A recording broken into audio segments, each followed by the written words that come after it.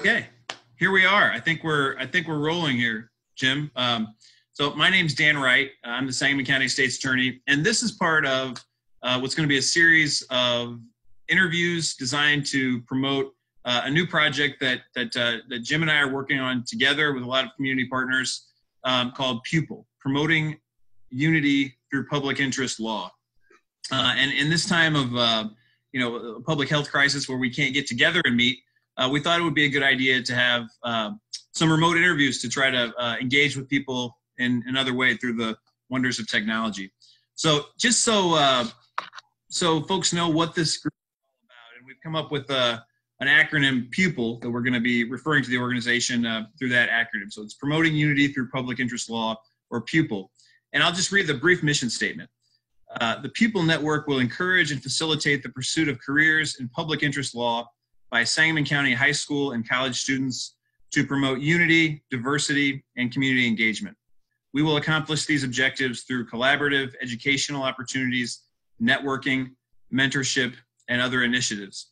And I'm really pleased to announce that Jim Lewis is one of our community partners, the Outlet, Frontiers Club, and the Boys and Girls Club of Central Illinois. And so we're very proud and honored to have those community partners and look forward to building with others as we move forward.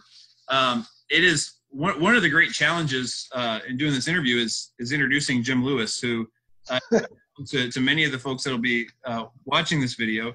And I think part of the insight about Jim's background will come during the interview, but I will just say that Jim has truly been a force in the area of public interest law in Central Illinois and indeed throughout the country for decades, most recently serving as the United States Attorney for the Central District of Illinois. He's now retired, but remains actively involved in the community. And one thing we don't have in common, Jim, is that my understanding from your memoir is that you used to run at least one marathon a year for decades. So I haven't matched that at this point. Not recently. I stopped about 10 years ago. I had foot problems, but it was fun. Yeah, by the way, let me just say right off the top, I think this is an excellent effort, a wonderful idea, and I'm totally delighted to help in any way that I possibly can. I truly appreciate it, and particularly Jim, with I think it's really timely that we're doing this today with recent events that really need not be mentioned in our country, particularly. And I will mention this, that the absolutely horrifying murder of George Floyd in Minneapolis. And that is something I think there are many ways to react to that, some constructive, some destructive. But I think this initiative is part of a constructive reaction in that we want to help young people understand ways in which they can make a positive impact in their community and sort of, as Gandhi said, be the change they wish to see. So that's, I think. I agree completely. There's a lot of disturbing things that go on in the world, and somebody needs to work peacefully to figure out how to reduce that and try to heal the communities. Completely agree. And I think on a local level, that's the most immediate impact that we can have is what our community that surrounds us. And, working with people like you is one of the ways that I seek to do that. I've tried to do that from the beginning of starting my job as state's attorney, and this is an extension of that. And I'm proud to be associated with you in doing this, and look forward to to working with you moving forward on this. But so now to the main event, which is our interview, which involves I told Jim a series of 4 questions. I was going to try to keep it under 10 minutes, being mindful of the online attention span of many youth, not all, but so we're not going to cap you to that, Jim, but because I know we have a lot to talk about. But one thing I want to I started with kind of forming this idea and trying to define what is public interest law, and I just went to the Random House Dictionary, and it defines public interest as the welfare or well-being of the general public. And I think the field of public interest law encompasses a wide range of fields of law. Obviously, many of them you've had a direct exposure to and worked in. It's not just prosecutors or public defenders or people involved in the criminal justice system, but For example, civil rights, transactional, lobbying, issue advocacy, consumer protection, human rights, healthcare, housing, etc. So we are focused on really the broader area of public interest law and trying to illustrate for young people how wide open that field is and how they can really make a direct impact on their community. So, but Jim, I want to know what that term means to you, based on, informed by your life experience. How would you define public interest law in your words? Well, thank you very much for the question and for the opportunity. Lawyers come in all different types, and that's important. It used to be when I went to law school that where I went, there was just one African-American student, for instance, and there were just a few women. It was a white male profession. But in the last 50 years, it has changed so much for the better. Now law schools are very often 50-50 between men and women. There's a lot of African Americans in law schools, and a lot of people of all different ethnicities. And that's true. You're going to find out in the course of this discussion that I spent time in Mississippi. When I spent time in Mississippi, there were only 3 African American lawyers in the state when I got there a little over 50 years ago.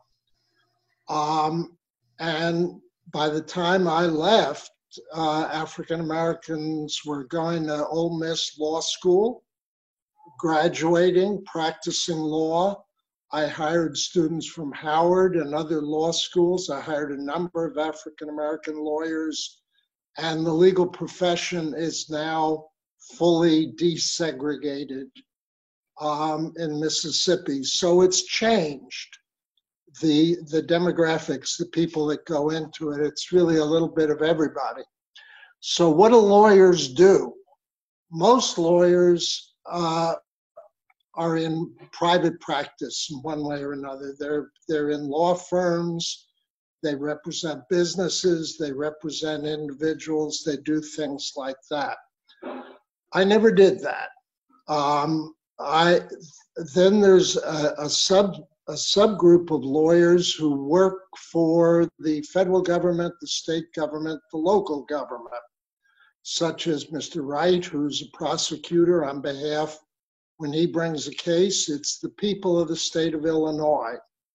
And he and the people in his office are supposed to figure out what concerns the people of the state, what things they should be prosecuting criminally, what they should be doing civilly. Same thing happened with me, except that I worked for the federal government. I worked for the United States Department of Justice. So again, my job was to try to figure out what is the United States' interest in any of these things. I ended up with 33 years here in the U.S. Attorney's Office, and I ended up as the U.S. Attorney. So I was in charge of trying to figure out what do the people of the United States want to happen. So both Mr. Wright and myself did when we prosecute, when we run an office, when we do civil cases in his office or my office, we're trying to figure out the public interest. But I really started in a different form of public interest. And we'll get into that. And it was this. There are private groups that fund public interest lawyers. There's not a lot of funding, but there is some. And my first job for less than $1 an hour was working for an American Civil Liberties Project in Mississippi. A number of groups had sent lawyers down to Mississippi to handle civil rights cases. That's who I worked for.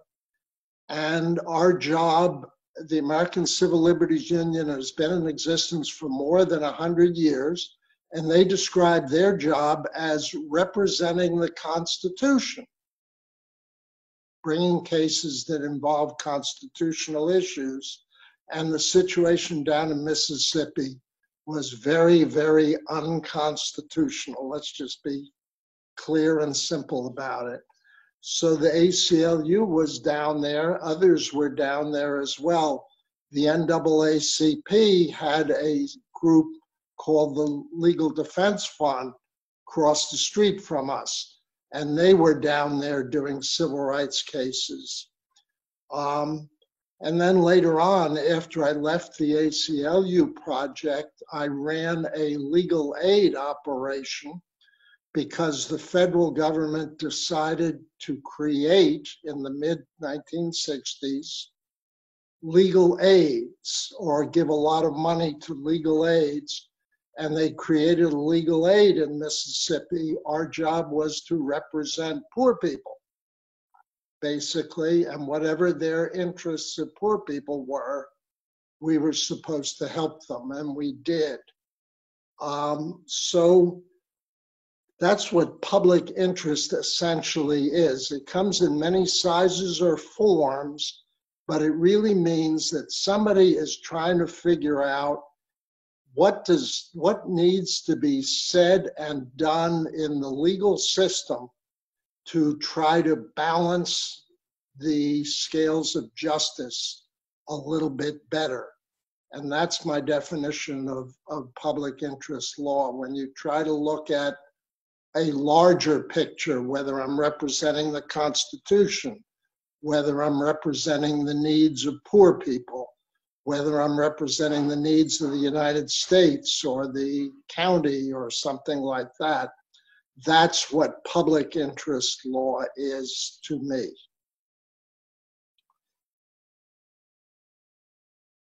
Now you want to know what got me started, don't you? Yeah, no, that was so well said. Thank you very much. Yeah, the next question is who or what most inspired you to pursue a career in public interest law? Well, I went to law school in the early 1960s, and there was beginning to be a broader social justice movement. There's always been in this country some degree of concern about how other people are treated. The problem is that that concern doesn't always get represented. But by about the 1960s, there started to be more and more concern about other people. So I went to law school having worked with poor people in the Lower East Side of New York. I figured, okay, let's get a law degree and see what I can do to help people. Well, while I was in the middle of law school, the civil rights movement in the South made it clear that they wanted volunteers to come from the North. And so I left law school in the middle of law school and went down to Mississippi. I asked a friend of mine who knew Mississippi, I said, I want to go to the worst place in the worst place. And he directed me to a town called Macomb, Mississippi, in southwest Mississippi. And I made arrangements and I joined the civil rights movement there. At this point, I'm not a lawyer. I'm just a civil rights worker.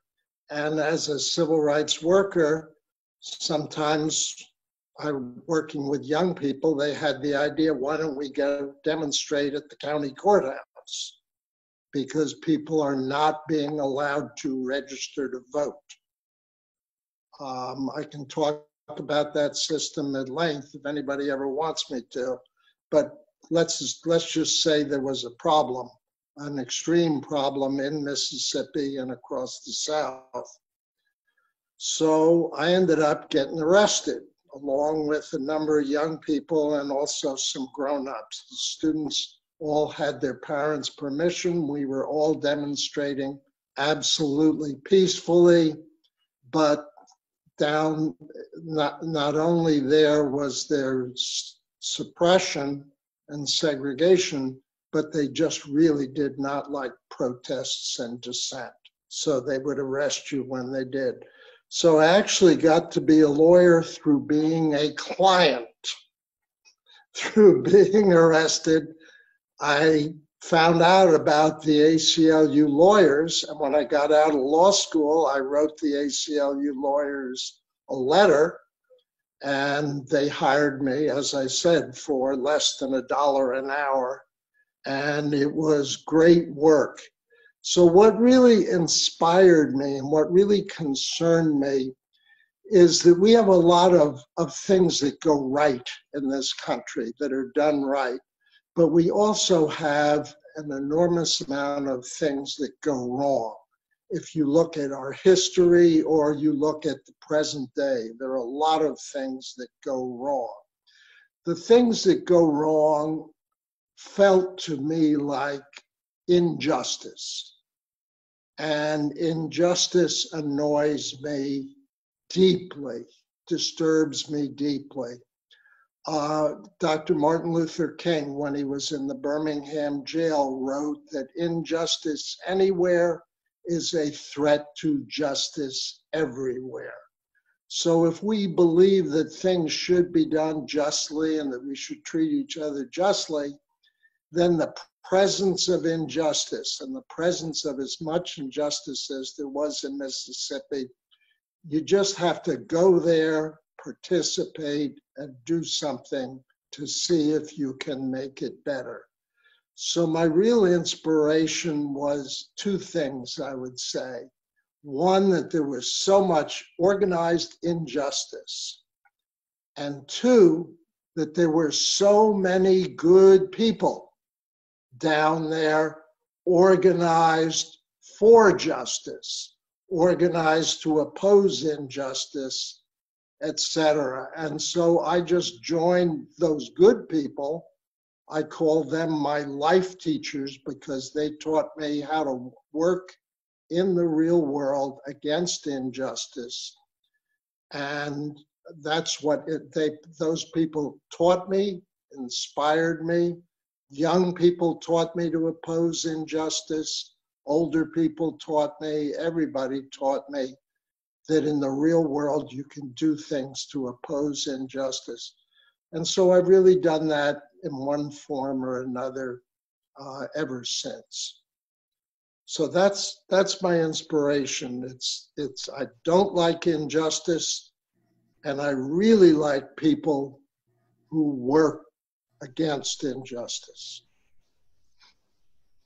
Thank you. So the third question is, how can young people draw upon their own life experiences to recognize the impact public interest law can have on their community? I want to go a little bit more broadly, and then we'll talk about that.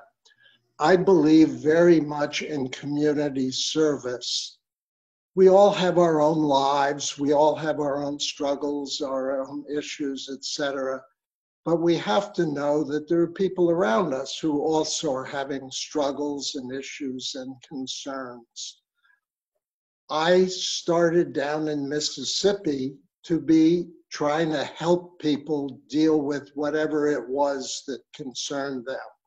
And it was their education, it was the political system in which they were not allowed to participate.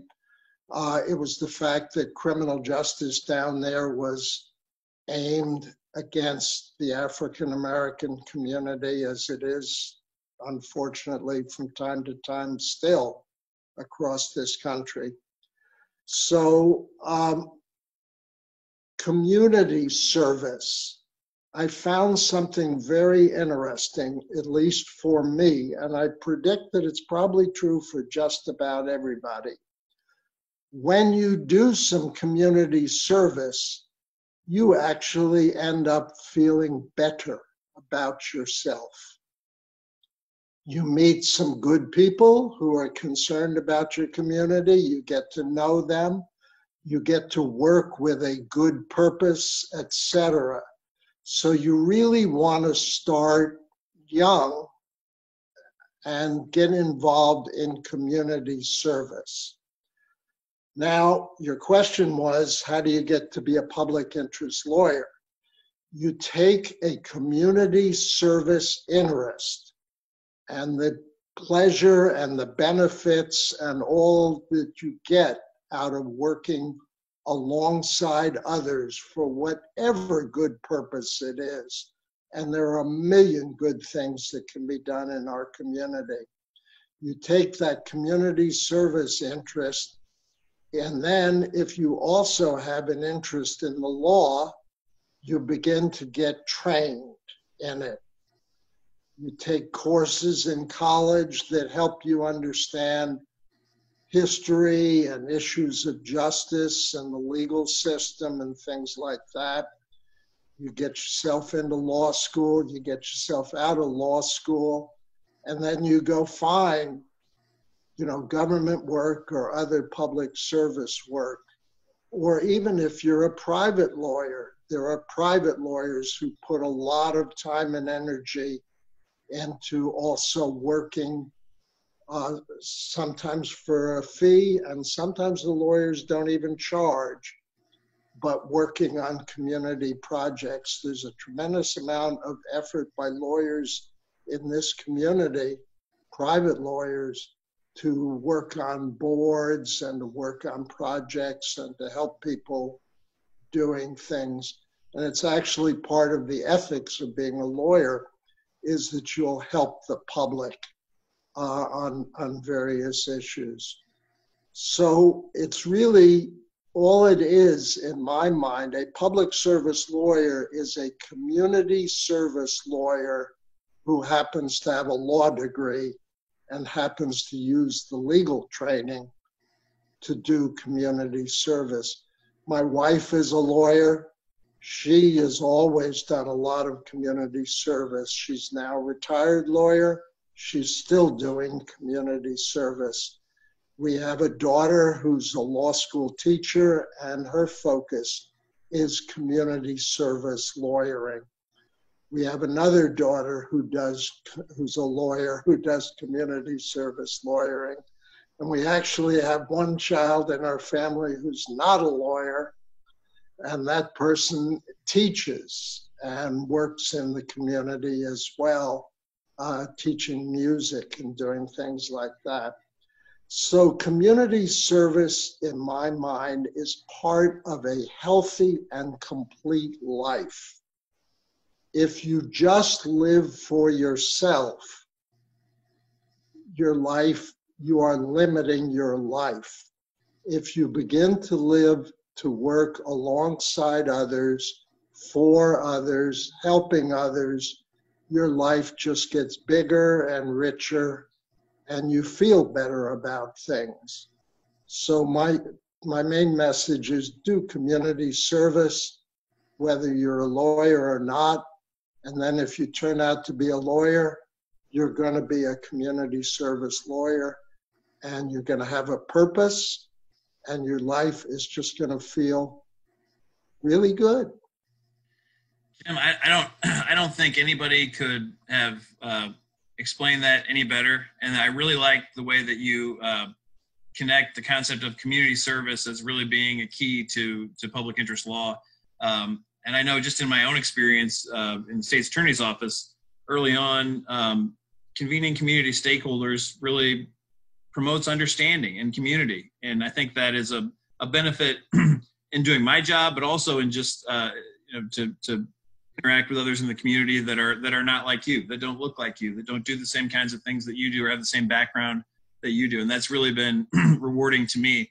Let me just say that my understanding of Springfield after 30 plus years here is that we have all the good things and we have all of the troubles and struggles that they have anywhere else. Mm-hmm. And I've always believed that if we strengthen the good and get the good to work together, we can do an awful lot and reduce everybody's struggles of one kind or another. And until we do that, we're going to have a lot of pain and a lot of struggling. But if we succeed in doing it, we're going to have a lot more satisfaction and a lot less trouble. So everybody goes through trouble, but you got to come out of the trouble stronger. That's the goal. That is so well said. I completely agree. And it's a great segue into the section of your memoir that I read that struck me the most, and it really follows from what you just said. And I wanted to make sure the group that is watching this hears this. You say, "I am still concerned, dissatisfied, and agitated, just as I've been for more than 50 years. As a community, state, and nation, we live amid much pain. We live amid continuing discrimination and poverty. We shortchange our obligation to our young people. We tolerate injustice, and we allow our world to stand still or slide back when we need to come together and move forward. We can anesthetize ourselves against some of this pain around us, but only for a while. We have an alternative to anesthesia: acknowledging the pain, confronting each problem, and working to make it right. Who will do this work and when?" You say, "In my office, I have this message. If not us, who? If not now, when?" A quote that we're familiar with. And that reminded me of a quote that I have pasted to the wall behind my desk, and another one that you're very familiar with, Dr. King's quote about serving others.